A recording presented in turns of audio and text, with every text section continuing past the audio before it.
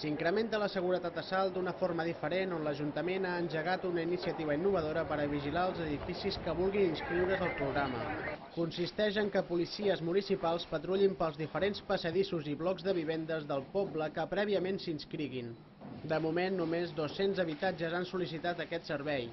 Tot i que els delictes i faltes a Salt han baixat un 25%, segons explica Jaume Torramader, la mesura no ve donada pels problemes de seguretat que han esdevingut al poble, sinó per prevenir futurs problemes comunitaris. El que pretenem és donar més tranquil·litat, conèixer més la situació en profunditat que pateixen les comunitats a través d'aquest protocol.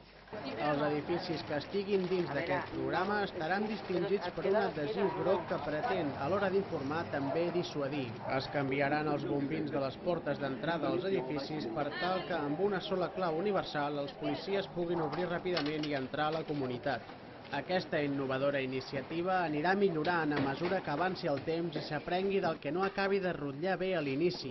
I a més, aquesta experiència ens permetrà, sobre la marxa, anar canviant elements del programa que ara ens sembla que han de ser d'una manera determinada i que potser d'aquí 2 mesos, amb una mica més d'experiència o amb més experiència, direm no és exactament així com ho havíem de fer, ho hem de canviar una mica o aquesta idea que portàvem era errònia. Per tant, també us demano comprensió perquè estem implementant un programa que és nou, un programa que no hi ha experiència i per tant això comporta unes errades inicials que segur que hi serem.